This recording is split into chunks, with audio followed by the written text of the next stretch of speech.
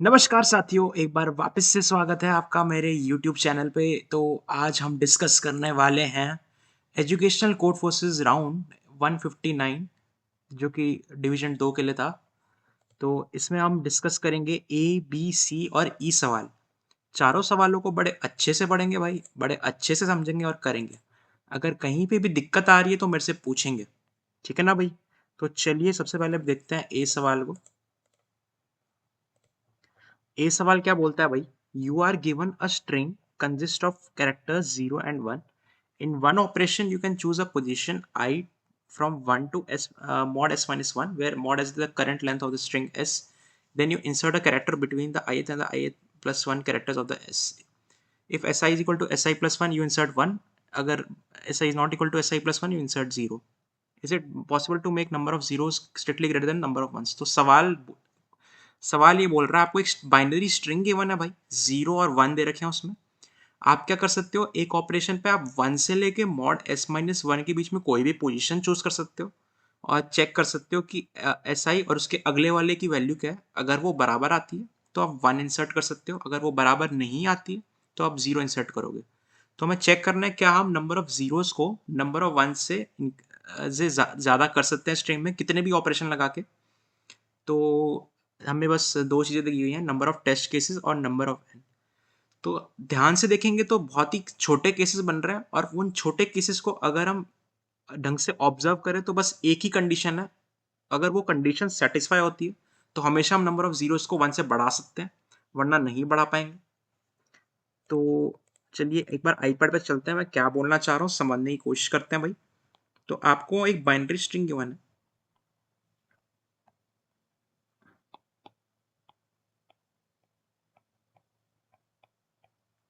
आप क्या कर सकते हो, आप कोई भी पोजीशन सेलेक्ट कर सकते हो। अगर वो और उसके अगले वाला बराबर आता है तो आप कोई भी एलिमेंट इंसर्ट कर सकते हो। तो जैसे कि आप देख सकते हो यहाँ पे इस केस में मैं चाहे जितने भी जीरो इंसर्ट अगर ये दोनों बराबर नहीं है तो हम क्या करेंगे, बराबर नहीं के केस में हम जीरो इंसर्ट करेंगे। तो हमेशा मैं यहाँ पे एक जीरो इंसर्ट कर सकता हूँ, फिर यहाँ पे कर सकता हूँ और इन्फाइनाइट टाइम्स इंसर्ट कर सकता हूँ। और आप देख सकते हैं कि मैं हमेशा इस केस में नंबर ऑफ जीरोस को नंबर ऑफ वन से ज़्यादा बना सकता हूँ हमेशा, है ना भाई? तो मेरे कहने का मतलब है, अगर कोई भी दो कैरेक्टर्स एडजेसेंट कैरेक्टर्स अनइक्वल आते हैं तो मेरा आंसर हमेशा यस होगा। अब और केसेस क्या हो सकते हैं कि मेरे पास वन वन हो पूरी स्ट्रिंग में। इस केस में तो मैं नहीं कर पाऊंगा कुछ, क्योंकि मैं जीरो इंसर्ट नहीं कर सकता, क्योंकि यहाँ पे ये दोनों बराबर नहीं है ना भाई? तो ये दोनों बराबर है तो मैं केवल वन ही इंसर्ट कर सकता हूँ। तो मैं कभी भी नंबर ऑफ जीरोस को नंबर ऑफ वन से ग्रेटर नहीं कर पाऊंगा। तो इस केस में आंसर नो होगा। एक केस और देख लेते हैं, जब मेरे पास सारे जीरोज हो तब तो हमें कुछ करना ही नहीं है। जब सारे जीरोज हो तो हमेशा आंसर यस होगा।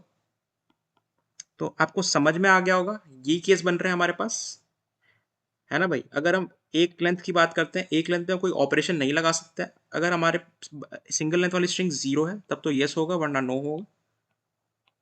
तो घुमा फिरा के बस यही बनता है सवाल का कंक्लूजन, कि अगर मेरे count of zeros greater than equal to one है, मतलब स्ट्रिंग में अगर एक भी जीरो एग्जिस्ट कर रहा है, तो मेरा आंसर हमेशा यस होगा, वरना नो होगा। तो उम्मीद है आपको समझ में आ गया होगा मैं क्या कहना चाह रहा हूँ। फटाफट से कोड देख लेते हैं। कुछ भी नहीं था इस सवाल में भाई, बहुत ही बेसिक सा सवाल था, है ना भाई? सवाल में कुछ खास था नहीं, बिल्कुल बेसिक सवाल था, बेसिक ऑब्जर्वेशन थी कुछ, और हमारा सवाल हल हो गया। तो फटाफट से एक बार इसका कोड देखते हैं। मेरा वीएस कोड बंद हो गया था तो मैं इसको खोल रहा हूँ दोबारा से।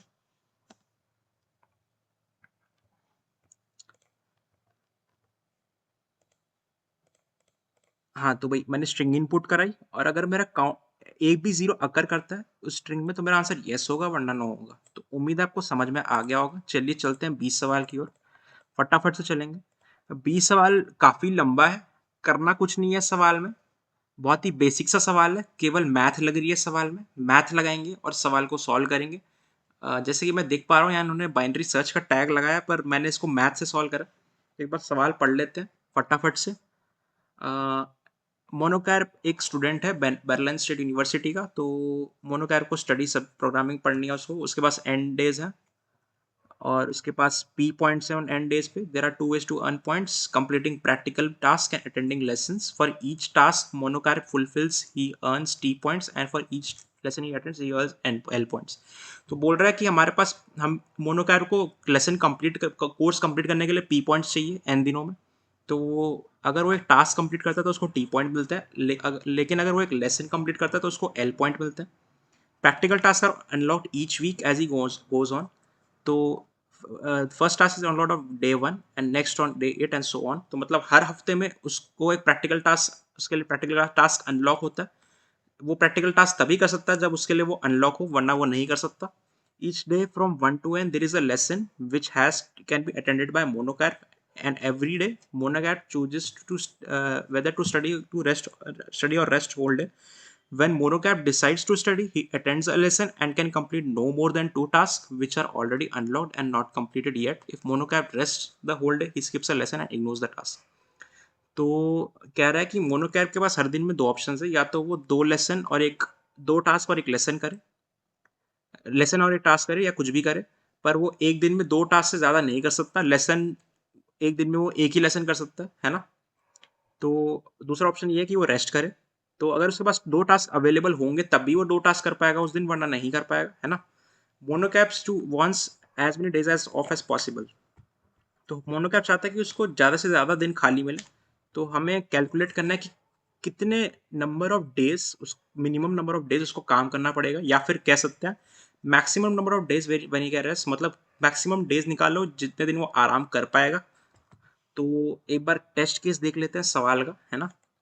ये पहला टेस्ट केस नहीं देखते, तीसरा देख लेते हैं. तीसरे में क्या बोल रहा है भाई. तीसरे में कह रहा है n 100 है. मैं इसको अपने आईपैड में लिख रहा हूँ. p हमारा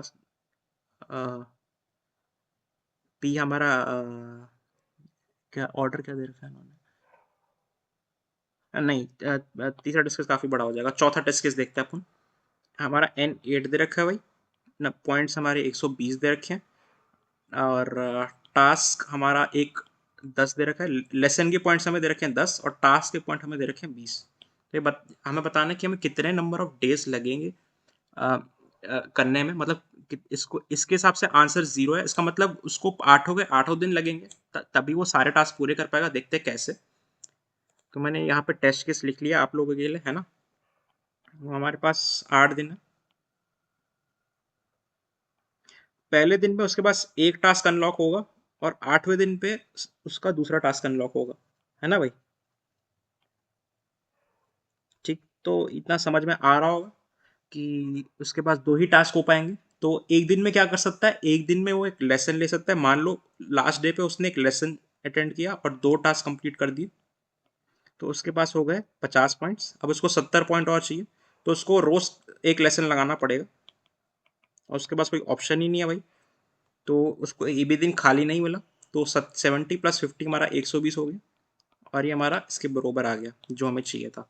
और सवाल में ये भी बोल रहा है कि कंस्ट्रेंट इस तरह से बनाए गए हैं कि हमेशा वो, अगर वो सारे डेज अटेंड करेगा लेक्चर, तो हमेशा वो कोर्स को कंप्लीट कर पाएगा. तो उसको मतलब P पॉइंट्स मिल जाएंगे. तो देखते हैं कैसे होगा ये सवाल. मैथ से ही है, मतलब बेसिक मैथ लगाई है मैंने. तो गाइज इसमें आप एक बात गौर करो. अ, अगर आपके पास किसी पर्टिकुलर डे पे 2 टास्क हैं, तो आप उस डे पे काम करना चाहोगे. क्यों? क्योंकि उस दिन आप मैक्सिमम पॉइंट्स अर्न कर सकते हो. समझ में, उम्मीद है मैं कुछ आपको समझ में आ रहा होगा मैं क्या कहना चाह रहा हूँ. मान लीजिए आप इस डे पे हो, और अगर आपके पास इस डे पे 2 टास्क हैं, तो आप इस डे पे मैक्सिमम पॉइंट्स अर्न करना चाहोगे. ग्रेडीली सोच रहा हूँ मैं. तो मैं 2 टास्क के पॉइंट्स अर्न करूंगा, उसके साथ साथ मैं एक लेसन के पॉइंट्स अर्न करूंगा, है ना भाई. तो अगर ऐसा नहीं है, तो मतलब अगर आपको समझ में आ गया होगा कि बेस्ट सिनेरियो यही है कि जिस दिन मेरे पास 2 टास्क आ जा रहे हैं, उस दिन मैं अपना एक लेसन कंप्लीट कर लेता हूँ, है ना भाई. मतलब पूरा अपना लेसन भी ले लेता हूँ और 2 टास्क भी ले लेता हूँ. ऐसा भी हो सकता है कि एंड में आपके पास एक टास्क बच जाए. उस एक टास्क के साथ आप एक लेक्चर लगा सकते हो, अगर आपको लगाने की जरूरत पड़ रही है तो, इफ रिक्वायर्ड. वरना तो इसी से अपना काम हो जाना चाहिए. अगर नहीं हो पा रहा है तो इस पे आ जाएंगे. लेकिन अगर इससे भी काम नहीं बन रहा है, तो हम क्या करेंगे, हमें बाकी दिनों पे लेक्चर्स लगाने पड़ेंगे, तो लेक्चर्स हम अलग से लगा लेंगे।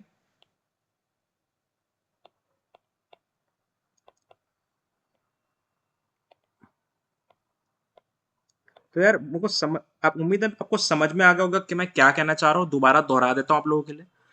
बेस्ट अप्रोच, बेस्ट सिनेरियो ये है, ग्रीडीली हम सोच रहे हैं जिस दिन हमारे पास 2 टास्क हैं करने को, उस दिन हम 2 टास्क कर लेंगे और एक लेसन लगा लेंगे। और ऐसा भी हो सकता है हमारे पास एक दिन ऐसा आ जाए जिसमें हमें एक टास्क और एक टास्क बच रहा है हमारे पास, तो हम एक टास्क और एक लेक्चर लगा लेंगे अगर जरूरत हो उसको लगाने की। ठीक है। अगर उसके बाद भी बात नहीं बनती है तो बाकी बचे हुए दिन में हम केवल लेक्चर्स लगा लेंगे। तो उम्मीद है आपको समझ में आ गया होगा मैं क्या कहना चाह रहा हूँ। एक बार कोड से समझ लेते हैं, कोड देख लेते हैं, कोड से थोड़ा ज़्यादा अच्छे से समझ आएगा मैं क्या बोल रहा हूँ। तो मैंने टेस्ट केस इनपुट करवाए, NPL इनपुट करवाया, N number of points, lesson के पॉइंट्स और टास्क के पॉइंट्स। तो अगर मैं एक दिन में एक लेक्चर लगाता हूँ और 2 टास्क अटेंड करता हूँ तो मुझे कितने पॉइंट मिलेंगे, मैंने इसमें स्टोर करा लिया। फिर मैं देखता हूँ मेरे पास कितने टास्क अवेलेबल हैं। तो क्या होगा, seal of double of n/7, मतलब अगर मेरे पास 8 है तो 8/7 का सील क्या हो जाएगा, 2। तो मेरे पास 2 टास्क अवेलेबल होंगे। अब मैं उसको 2 से भाग दे दूंगा। क्यों दूंगा, क्योंकि मुझे चेक करना है कि मेरे पास ऐसे कितने दिन होंगे जिनमें मेरे पास 2 टास्क अवेलेबल होंगे। तो अब मैं चेक कर लूंगा, अगर मेरे points into day into number available task greater than p है, तो मैं नंबर ऑफ डेज निकालूंगा मुझे कितने चाहिए होंगे। इसका मतलब है मेरे पास सफिशियंट डेज हैं काम, मतलब पॉइंट्स अर्न करने के लिए। तो मैं सील ले लूंगा double of p bye double, एक दिन में मैं कितने पॉइंट्स ले रहा हूँ और उसको आंसर में एन में से घटा दूंगा, वही मेरा आंसर हो जाएगा। अगर ऐसा नहीं बैठ रहा है, इसका क्या मतलब है, इसका ये मतलब है कि मेरे को और पॉइंट्स अर्न करने पड़ेंगे। तो जितने बचे हुए पॉइंट्स मुझे और चाहिए मैं उसको इसमें से घटा दूंगा। अब मैं चेक करूंगा कि क्या मेरे पास एक एक ऑड नंबर ऑफ टास्क थे या इवन थे। अगर ऑड थे तो इसका मतलब मेरे पास एक एक्स्ट्रा टास्क बच जाएगा। एक्स्ट्रा टास्क को मैं सब मैनेज करने के लिए उसको घटा दूंगा TS+L से, क्योंकि उस दिन मैं एक लेक्चर भी लगा सकता हूँ, टास्क लगा सकता हूँ। और अपने डेज को एक से बढ़ा दूंगा, ये अवेलेबल टास्क मेरे डेज हो जाएंगे उस केस में, उसको एक से और बढ़ा दूंगा। फिर अगर मेरे पास ग्रेटर देन 0 बचते हैं अपने पॉइंट्स, तो मेरे को बाकी बचे हुए दिनों में लेक्चर्स अटेंड करने पड़ेंगे। तो पॉइंट्स रिमेनिंग को मैं एल से भाग दे के उसका सी ले लूँगा, वरना मेरे मोर डेज 0 हो जाएंगे। और फिर उसके बाद मैं उसको एन से घटा दूंगा, एन से दोनों का सम घटा दूंगा, तो वही बचे हुए डेज होंगे जिस दिन पॉलीकैब रेस्ट कर पाएगा। तो उम्मीद है आपको सवाल सवाल समझ में आ गया। मैंने कुछ नहीं किया है, बेसिक मैथ लगाइए, बेसिक केसेस बना के मैथ लगाइए, 5वीं क्लास की मैथ लगाइए, थोड़ा सा दिमाग चलाया बस, और सवाल हल हो गया। तो चलिए चलते हैं सी सवाल पे। तो सी सवाल क्या बोल रहा है भाई, ये सी सवाल थोड़ा सा अच्छा सवाल है, मैथ इसमें लग रही है। You are given an array, all its elements are distinct, first you are asked to insert one more integer into the array an+1 a1 से an के बीच के बरोबर किसी किसी के भी बरोबर नहीं होना चाहिए। then you have to make all elements of array equal. At the start you choose a positive integer. In one operation you add x to exactly one element of the array. Note that x is same for all operations. What is the smallest number of operations if to make all elements equal after you choose an+1 और x? क्या बोल रहा है भाई, आपको एक array given है, सारे एलिमेंट डिस्टिंक्ट है, आपको क्या करना है, आपको एक नया एलिमेंट इंसर्ट करना है। वो इन a1 से an के बराबर नहीं होना चाहिए किसी की भी एलिमेंट से। और फिर आपको एक x लेना है, और x से आप क्या कर सकते हो, x को उठा के किसी भी एरे के एलिमेंट में ऐड कर सकते हो। x एक बार चूज कर लिया तो उसको दोबारा नहीं चेंज कर सकते, वो x ही रहेगा। फिर आप कोई ऑपरेशन लगाना है, एक ऑपरेशन में आप क्या कर सकते हो, एक एलिमेंट को पकड़ के उसमें x ऐड कर सकते हो। तो आपको बताना है मिनिमम नंबर ऑफ ऑपरेशंस जिसके बाद आप आपके सारे एलिमेंट्स बराबर हो जाए, है ना। तो उम्मीद है आपको सवाल समझ में आ गया होगा। सवाल सबसे पहले ये an+1 वाली कंडीशन को हटा देते हैं फिलहाल के लिए। अगर मैं आपसे पूछता हूं कि आपके पास एलिमेंट्स हैं, मान लीजिए सेकंड टेस्ट केस लिख रहा हूं मैं यहाँ पे 1, इसको सॉर्टेड ऑर्डर में लिखते हैं, सॉर्टेड ऑर्डर में देखने में ज़्यादा आसानी होगी। -3 -19, सॉरी सॉर्टेड ऑर्डर ये नहीं होगा, -19 -3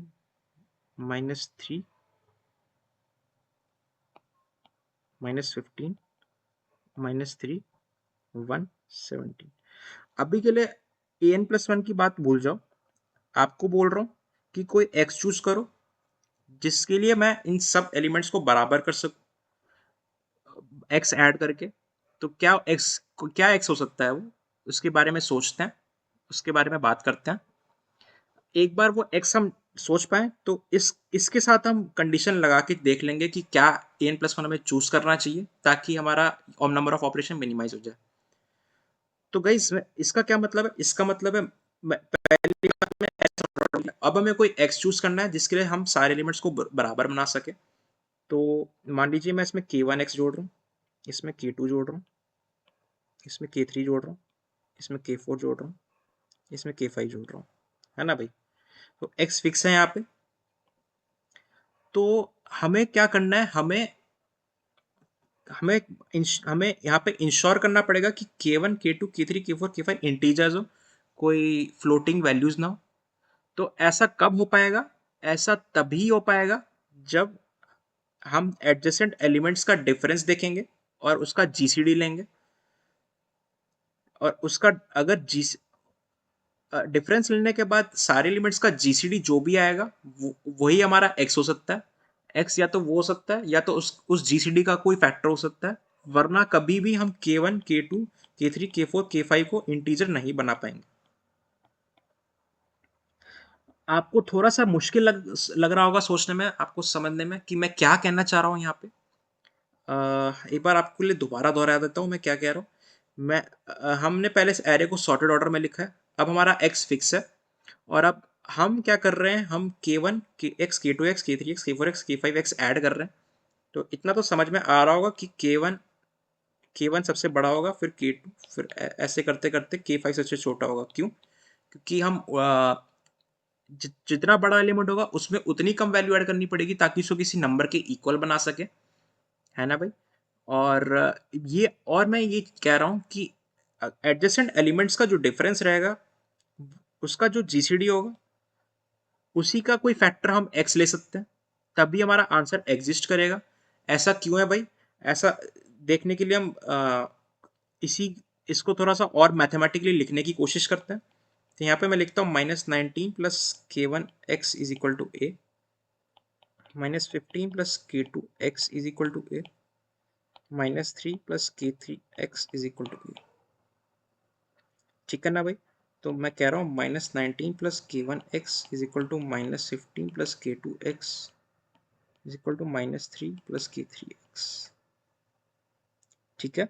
तो अगर मैं इसको यहाँ पे ले आऊँ तो k1 minus k2x is equal to -4, k3 minus k2x, sorry -4 नहीं +4 इज इक्वल टू +12।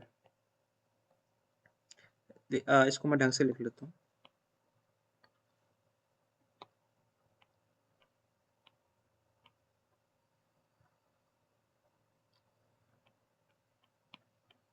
तो गाइस इसमें ध्यान से देखिएगा कि हम चाहते हैं k1 माइनस k2 इंटीजर हो, k2 माइनस k3 इंटीजर हो, और मैंने क्या किया, एडजेसेंट एलिमेंट्स का डिफरेंस यहाँ पे लिखा है। तो ये कब इंटीजर होंगे? जब x हमारा इस राइट साइड में जो भी एलिमेंट्स आने वाले हैं उसका जीसीडी के बराबर होगा या उसके किसी फैक्टर के बराबर होगा। वरना अगर ये x किसी जीसीडी के फैक्टर के बराबर नहीं बैठेगा तो कभी भी हम के इसको और इसको इंटीजर नहीं बना पाएंगे। तो उम्मीद है आपको समझ में आ गया होगा मैं बार बार क्यों बोल रहा हूँ x यहाँ पे जीसीडी के बराबर होगा। तो अब हमें ये बात समझ में आ गई है कि x हमारा जीसीडी के बराबर है, x हमारा जीसीडी के बराबर है ना।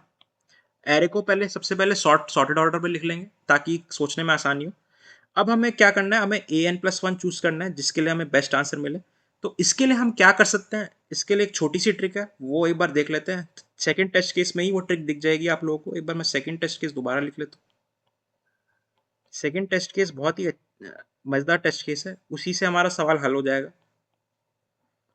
तो इन दोनों का डिफरेंस सबसे पहले देख लेते हैं। 4 आएगा, इनका आएगा 12, इनका आएगा +2, इनका आएगा 16। मैं ऐसे ले रहा हूँ डिफरेंस, इस तरफ से ले रहा हूँ, अगर आपको समझ में आ रहा होगा।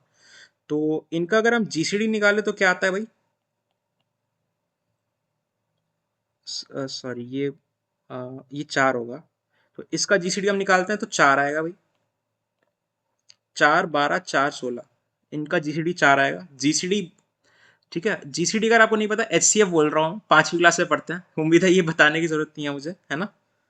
तो अगर मेरा जीसीडी 4 आ गया है तो एक चीज गौर करो, मैं क्या करूंगा, राइट से जो सबसे बड़ा एलिमेंट मैं इसमें बना सकता हूँ बीच में, किसी दो एलिमेंट्स के बीच में, वो बनाने की कोशिश करूंगा। क्यों? क्योंकि उसमें मुझे minimum number of increment operations लगेंगे, है ना भाई। तो अगर इनके बीच में चेक करूंगा, क्या मैं इनके बीच में घुसाता हूँ, अगर इनके बीच में घुसा सकता हूँ तो घुसा लूंगा, अगर इनके बीच में घुसा सकता हूँ तो यहाँ पे घुसा दूंगा, अगर इनके बीच में घुसा सकता हूँ तो यहाँ पे घुसा दूंगा, यहाँ पे घुसा दूंगा। तो राइट से मैं चेक करना शुरू करूंगा, राइट से जहाँ पे भी मैं घुसा सकता हूँ वहाँ पे घुसा दूंगा। अगर मैं कहीं पे भी नया एलिमेंट नहीं घुसा पा रहा हूँ तो मुझे एक नया एलिमेंट बनाना पड़ेगा, जैसे बड़े एलिमेंट के प्लस करंट जीसीडी, फिर वहाँ पे वो एक नया एलिमेंट बन जाएगा मेरे लिए। फिर मुझे सारे एलिमेंट्स को उसके बराबर बनाना पड़ेगा। उम्मीद है आपको समझ में आ गया होगा मैं क्या कह रहा हूँ। मैं कह रहा हूँ कि minimum number of operation ensure करने के लिए मैं ग्रिडीली सोचूंगा कि किन दो एलिमेंट्स के बीच में मैं अपना एलिमेंट रख सकता हूँ स्टार्टिंग फ्रॉम द राइट। क्यों? क्योंकि मैं मैक्सिमम एलिमेंट से चेक करके करते हुए चलूंगा, क्योंकि मैक्सिमम जितना बड़ा एलिमेंट लेंगे उतने कम ऑपरेशन हमें लगाने पड़ेंगे। लेकिन अगर मैं कोई भी एलिमेंट चूज नहीं कर पा रहा हूँ बीच में घुसाने के लिए, तो मैं करंट जीसीडी के सबसे मैक्सिमम एलिमेंट में मैं अपना जीसीडी जोड़ दूंगा, जो भी मेरा निकला है ऊपर से, तो वही वहीं से मुझे अपना आंसर मिल जाएगा। जैसे कि आप देख सकते हैं, मैं बीच में कब घुसा सकता हूँ, जब मेरा जो डिफरेंस है वो जीसीडी से बड़ा हो। अगर मेरा डिफरेंस जीसीडी से बड़ा है, तब मैं नया एलिमेंट वहाँ पे घुसा सकता हूँ। तो जैसे कि मैं 1 पे बात करता हूँ, तो यहाँ पे जैसे 1 और 17 के बीच में काफ़ी ज़्यादा डिफरेंस है, तो मैं क्या कर सकता हूँ, 17 से 4 घटा के उसको यहाँ पे इंसर्ट कर सकता हूँ। तो यहाँ पे मैं 13 इंसर्ट कर सकता हूँ। तो उम्मीद है आपको समझ में आ गया होगा मैं क्या कहना चाह रहा हूँ। फिर नंबर ऑफ ऑपरेशंस निकालना कोई मुश्किल काम है नहीं, आपको एक्स मिल गया है और आपको एलिमेंट मिल गया है, आपको सबको किसके बराबर बनाना है, मैक्सिमम के बराबर ही बनाना पड़ेगा भाई। तो डिफरेंस ले लीजिए और उसको जीसीडी से डिवाइड कर दीजिए और सबको जोड़ दीजिए, तो वही आपका आंसर हो जाएगा। तो उम्मीद है आपको समझ में आ गया होगा मैं क्या कह रहा हूँ। एक बार कोड देख लेते हैं फटाफट से। एन वेक्टर बनाया, उसको इनपुट लिया, अगर एन वन है तो ये बेस स्पेशल केस है, इसमें तो वन ही प्रिंट कर देंगे, फिर सॉर्ट कर देंगे। फिर जीसीडी निकालने के लिए मैंने पहले दो का डिफरेंस देख लिया, फिर मैं जीसीडी निकाल रहा हूँ, ये इनबिल्ट फंक्शन है, इसका प्रयोग किया मैंने, इनसे जीसीडी निकाला। फिर मेरा नया एलिमेंट जो मुझे इंसर्ट करना है उसको मैं इन्फिनिटी मान लूंगा। फिर मैं चेक करूंगा कि अगर मेरा डिफरेंस दो एलिमेंट का करंट जीसीडी से बड़ा है, तो इसका मतलब उन दोनों के बीच में मैं नया एलिमेंट इंसर्ट कर सकता हूँ। तो मैं क्या करूँगा, एक्स से करंट जीसीडी घटा के उसको इंसर्ट कर दूंगा और ब्रेक कर दूंगा। मैं उल्टा इसलिए चल रहा हूँ ताकि मेरा जो नया एलिमेंट है वो मैक्सिमम सबसे ज्यादा जितना बड़ा हो सके उतना बढ़िया, उतना अच्छा, ताकि मेरा नंबर ऑफ ऑपरेशन मिनिमाइज हो जाए।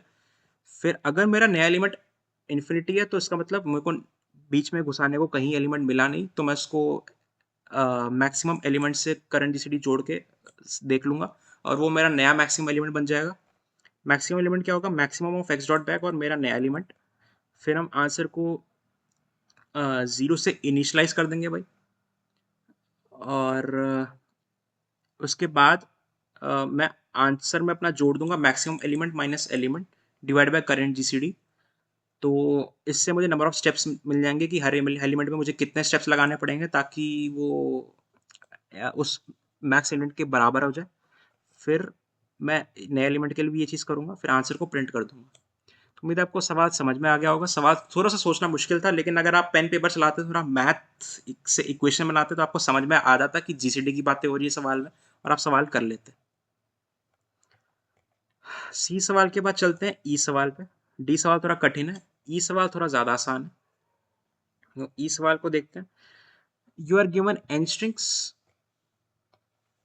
S1 से लेके Sn, let mod x with the length of the string S, let a collapse CAB of two strings with the following operation: if A is empty, then C of AB is equal to B; if B is empty, then C of AB equal to A; if the last character of A equal to first character of B, then C of AB equal to C of this, otherwise C of AB is equal to A plus B, that is concatenation। तो सवाल क्या बोल रहा है, आपको n strings given है, mod x बोल रहा है लेंथ है स्ट्रिंग की, फिर एक कोलैप्स फंक्शन दे रखा है आपको ए बी के लिए, जिसमें आपके पास फॉलोइंग फॉलोइंग आउटपुट आ सकते हैं। अगर ए खाली है तो ए बी बी के बराबर हो जाएगा, अगर बी खाली है तो ए बी ए के बराबर हो जाएगा। अगर last character of A first character of B के बराबर है तो सी ऑफ ए बी ये हो जाएगा।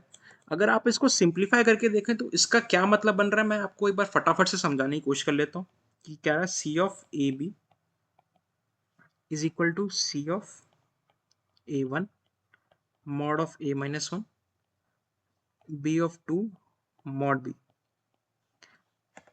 तो गाइज मैंने आईपैड पे लिख दिया आप लोगों के लिए। इसका क्या मतलब है, ए ऑफ वन से लेके ए माइनस वन, मतलब सबस्ट्रिंग जो आपकी ए में ए की है वन से लेके उसके लेंथ ऑफ एक लेंथ से एक कम, और बी के लिए आप लोगे सेकंड से लेके उसकी पूरी लेंथ। सबस्ट्रिंग्स लोगे आप ए का पहला मतलब ए का लास्ट कैरेक्टर हटा दोगे, बी का फर्स्ट कैरेक्टर हटा दोगे, और दोबारा आप उसके लिए सी फंक्शन निकालोगे। ठीक है, तो ये कब है, जब आपका ए का फर्स्ट कैरेक्टर बी के लास्ट कैरेक्टर के बराबर, सॉरी ए का लास्ट कैरेक्टर बी के फर्स्ट कैरेक्टर के बराबर है, तब आप ये ऑपरेशन करोगे। इसका क्या मतलब बन रहा है, अगर हम इसको एग्जांपल से देखें, ए बी ए, मान लीजिए ए आपका ए बी है और बी भी आपका ए बी ए है, तो आप देख सकते हैं इसका जो फर्स्ट कैरेक्टर है, इसका जो सॉरी इसका जो लास्ट कैरेक्टर है और इसका जो फर्स्ट कैरेक्टर है वो बराबर है, तो उनको हटा के आप ए बी और बी ए पे दोबारा ऑपरेशन लगाओगे, दोबारा बराबर है, दोबारा लगाओगे, दोबारा बराबर है, दोबारा लगाओगे। तो कहने का क्या मतलब है भाई, अगर आप दो स्ट्रिंग्स को कॉन्कैटिनेट कर रहे हो और कॉन्कैटिनेट करते टाइम वो उन दोनों का फर्स्ट लास्ट और फर्स्ट बराबर है तो वो कट जाएंगे, इन दोबारा बराबर है दोबारा कट जाएंगे, दोबारा बराबर है तो दोबारा कट जाएंगे, जब तक बराबर है तब तक कटते रहेंगे, है ना। Otherwise C of A B equal to A plus B, जहाँ पे बराबर होना बंद हो जाते हैं वहां पे उनको हम जोड़ देंगे। कैसे, तो इसका भी एग्जांपल देख लेते हैं। A B A A B, sorry A B B A A, तो ये एग्जांपल देख लेते हैं भाई। इन दोनों को जोड़ेंगे तो बी भी कटेगा, फिर ए कटेगा, एंड में मेरे पास ए बच जाएगा, है ना। तो आपको समझ में उम्मीद है आपको समझ में आ गया होगा ये कोलैप्स फंक्शन का क्या मतलब है।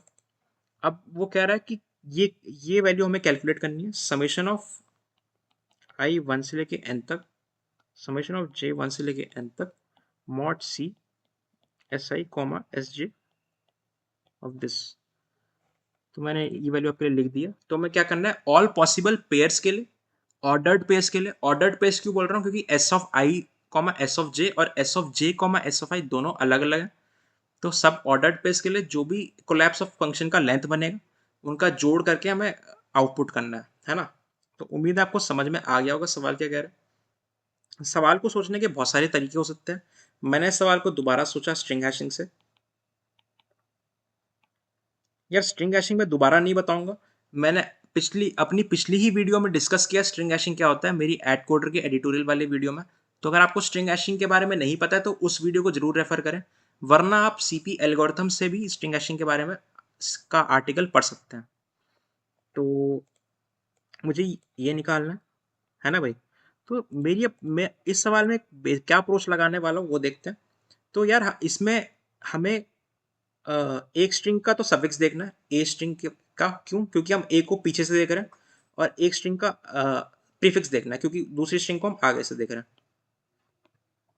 इसको हम आगे से देख रहे हैं, इसको हम पीछे से देख रहे हैं।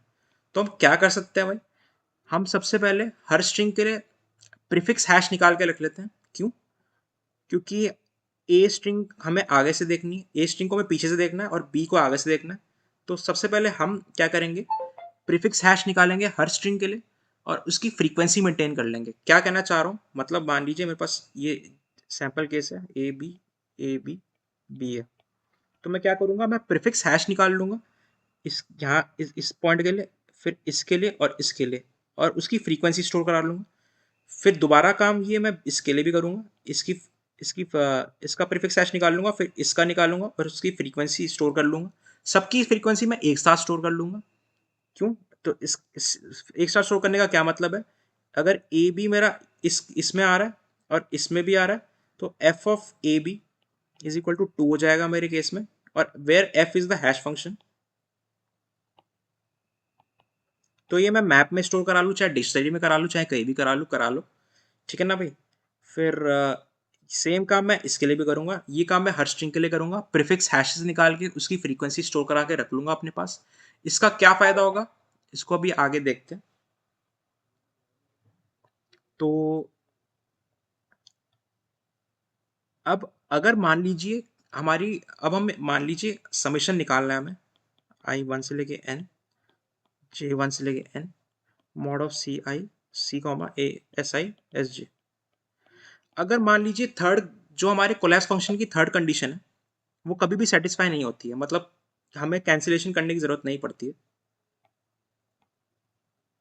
तो उम्मीद है उस केस में आपको समझ में आ रहा होगा आंसर क्या होना चाहिए। उस केस में आंसर होना चाहिए टोटल लेंथ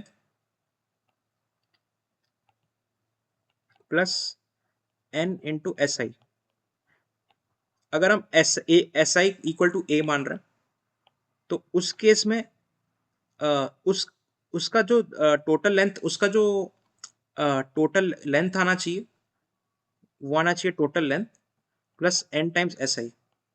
मतलब इस केस में कोई कैंसिलेशन नहीं हो रहा है। मैं क्या कहना चाह रहा हूँ, मैं ए के रिस्पेक्ट में देख रहा हूँ, एस आई को मैं फिक्स आई के लिए लूप चला रहा हूँ, और आई के रिस्पेक्ट में मैं देखने की कोशिश कर रहा हूँ कि मेरे समेशन ऑफ जे 1 से लेके एन क्या होना चाहिए। तो अगर कोई कैंसिलेशन नहीं होगा तो मेरा आंसर आएगा टोटल लेंथ, मतलब सारी स्ट्रिंग्स का टोटल लेंथ जो भी है उनको जोड़ के, plus N of N, N into S of I. अगर अगर कैंसिलेशन हो रहा है तब हम इन प्रीफिक्सेस और सफिक्सेस हैशेस का इस्तेमाल कर पाएंगे। देखते हैं कैसे करेंगे। तो मैं स्ट्रिंग को ले लूंगा, स्ट्रिंग का मैं सफिक्स हैश निकालने की कोशिश करूंगा, इसको फर्स्ट मानते हुए, इसको सेकंड मानते हुए, और इधर से लूप चलाऊंगा। और अगर मुझे अपने अपने मैप के अंदर कोई भी पर्टिकुलर सब हैश हैश ऑलरेडी पहले से मिल जाता है और उसकी फ्रीक्वेंसी भी मिल जाती है, तो मैं क्या करूंगा, उसको 2 से मल्टीप्लाई करके कहीं ऐड कर लूंगा, और उसको कहीं वेरिएबल में स्टोर करा लूंगा। 2 से क्यों मल्टीप्लाई कर रहा हूँ, क्योंकि एक कैरेक्टर मेरा स्ट्रिंग से हटेगा और एक कैरेक्टर मेरा उस स्ट्रिंग से घटेगा जिसका मैंने हैश निकाला, जिसके लिए वो हैश आ रहा है। तो 2 कैरेक्टर इस केस में हमारे कम हो जाएंगे, तो मैं उसको इस वैल्यू में से घटा दूंगा, और जो मेरा बचा हुआ आंसर होगा वो मेरा फाइनल आंसर हो जाएगा उस पर्टिकुलर एस आई के लिए।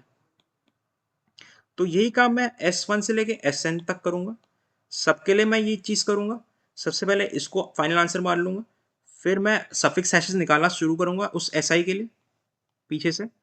फिर मैं क्या करूंगा, उस सफिक्स हैश की जो भी फ्रीक्वेंसी आ रही है उसको 2 से मल्टीप्लाई करके ऐड कर दूंगा, फिर उसको इसमें से घटा दूंगा और आंसर में जोड़ दूंगा। 2 से इससे मल्टीप्लाई हो रहा है क्योंकि एक कैरेक्टर जिसमें वो हैश एग्जिस्ट कर रहा है वहां से घटेगा, और एक है एक कैरेक्टर और जिस स्ट्रिंग में हम अभी इटरेट कर रहे हैं उसमें से घटेगा।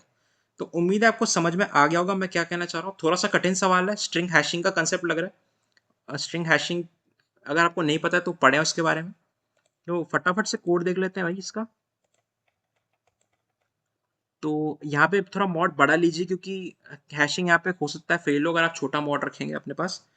मॉड इनवर्स पावर निकालने का कोड आप चाहे इस्तेमाल करें या ना करें, मतलब मॉड काफ़ी बड़ा लिया गया है मैंने इसमें। तो आपको पावर निकालने के लिए मॉड्यूलर एक्सपोनेंशिएशन यूज़ करनी पड़ेगी, जो जो हमने वहाँ पहले भी डिस्कस की थी। तो अगर आपको इसके बारे में नहीं पता तो जीएफजी या सीपी एल्गोरिथम से इसका आर्टिकल पढ़ें। फिर हमने string vector of string declare किया, टोटल लेंथ निकाली। फिर मैंने प्रीफिक्सेस हैश के लिए अनऑर्डर्ड मैप निकाला। फिर करंट हैश वैल्यू को 0 से इनिशियलाइज कर दिया। फिर मैंने प्रीफिक्स हैश निकाल के उसकी फ्रीक्वेंसी स्टोर करा ली हर पर्टिकुलर हैश वैल्यू की। फिर मैंने आंसर को 0 से इनिशियलाइज किया। फिर मैं सफिक्स हैश निकालना शुरू कर रहा हूँ, और अगर मेरा सफिक्स हैश एग्जिस्ट कर रहा है तो वो अपने आप ही ऑटोमेटिकली करंट में स्टोर हो जाएगा। फिर उसको 2 से मल्टीप्लाई कर देंगे ताकि तो उसकी दोनों कैरेक्टर्स जो हैं वो घट जाए हमारे आंसर में से, और जो टोटल आंसर होगा विदाउट रिड्यूसिंग एनी कैरेक्टर वो होगा total length plus N into element size, उसमें से घटा के आंसर में जोड़ दूंगा और फाइनल आंसर प्रिंट करा लूंगा। तो उम्मीद है आपको सवाल समझ में आ गया होगा। एजुकेशनल कोड फोर्सेस थोड़ा सा मुश्किल रहते हैं normal code forces division 2 rounds के कंपैरिजन में। तो अगर आपको कोई भी समस्या आ रही है तो मेरे पास ज़रूर आए, मेरे से डिस्कस करें। और फिर भी कोई दिक्कत आ रही है तो तो आप एक बार एडिटोरियल पढ़ें और ढंग से सवाल को समझने की कोशिश करें। थोड़ा ठंड अपने आप को टाइम दें और ठंडे दिमाग से सोचें, तब सवाल ज़रूर होगा। उम्मीद है आपको ये वीडियो पसंद आई होगी। और मेरा इस वीडियो को देखने के लिए भी बहुत बहुत धन्यवाद।